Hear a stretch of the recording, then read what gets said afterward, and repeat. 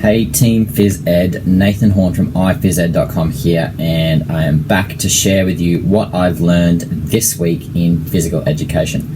It's been a pretty crazy week this week here at ISS. We have just started our swimming part of our curriculum, so for the next 7 weeks, basically the last 7 weeks of the year, we'll be swimming with the students. Now, we're not lucky enough to have a swimming pool at the school here, but what we do is we bus the students away to a pool that is about 10-15 minutes away from the school, and they swim there for just over an hour a week.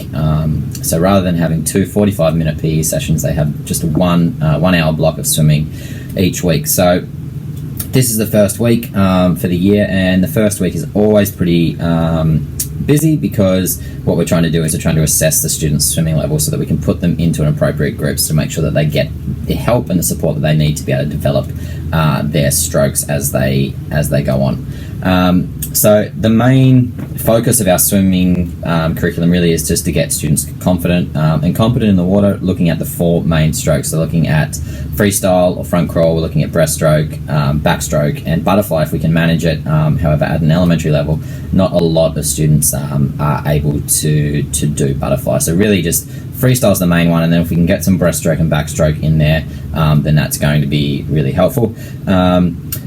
The interesting part about the way that we do our swim curriculum here at ISS is that we have it taught by external coaches. So we have swim coaches who teach the students, and myself and Mr. Dino are there just as supervising teachers, lifeguards, and also gives us a really good opportunity to assess the students. It used to be a few years ago that we were actually in the water teaching the students. However, what we found was that it was really difficult for us to be able to assess the students' progress because we weren't seeing all of the students. We were just seeing students that were with us at the time. So being out of the water and being able to observe everything that's going on has been really, really helpful, and it's enabled us to really focus on the way that we're assessing students and giving them meaningful feedback to help them improve their stroke technique.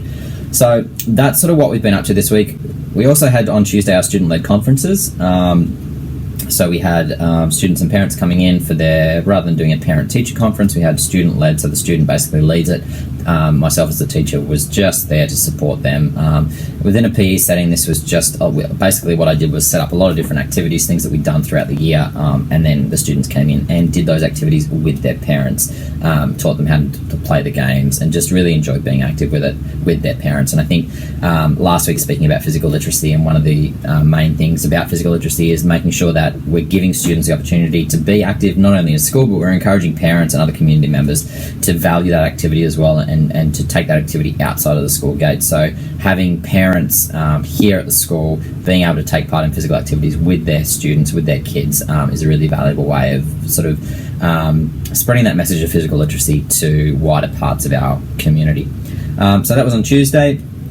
This week as well, have been working a little bit, like I said, with swimming, looking at assessment, and I'm putting together an assessment toolkit. One of the things that I found really difficult when I was looking around for some resources was that there were not a lot of assessment resources available out there on the internet for swimming, for the phys ed community. So what I've done is I'm starting to put together some phys ed or some swimming assessments, and I'm going to put them together in a toolkit which will be available on the site hopefully next week. I'll give you a little sneak peek of one of them now. Sorry, losing the camera there. Set this back up.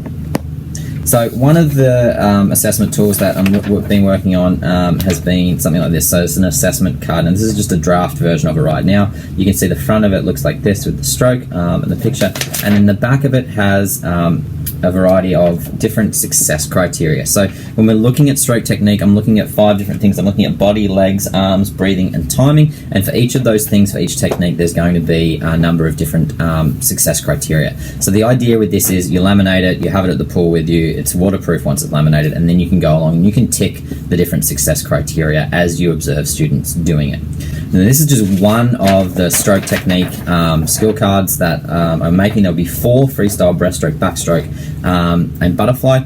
And along with this in the assessment toolkit, we will have maybe another 5 or 10 different assessment forms that you can use to assess students, whether it's individual assessments or group assessments in swimming, using these critical elements, using these success criteria in different templates that are going to be beneficial to you. And we'll also, the toolkit will also have some digital assessments in there, so there'll be some Google Forms and some spreadsheets that are going to help you to assess students as well. So that's sort of what I've been working on this week. Looking forward to releasing that probably next week if I can get it finished, and then it's going to be really helpful for me as I'm assessing students during their swimming unit, and hopefully it's going to be useful for all of you out there in the physical education community who are looking for something to help you assess your students if you have swimming as part of your program. So that's sort of it for this week. Still battling a little bit with sleep as a new father, getting used to being awake during the night, but a lot of that comes down to as well balance and making sure that I'm really looking after myself at work and having that work-life balance. For me now as a father, work stops as soon as I leave school, and home is all about family.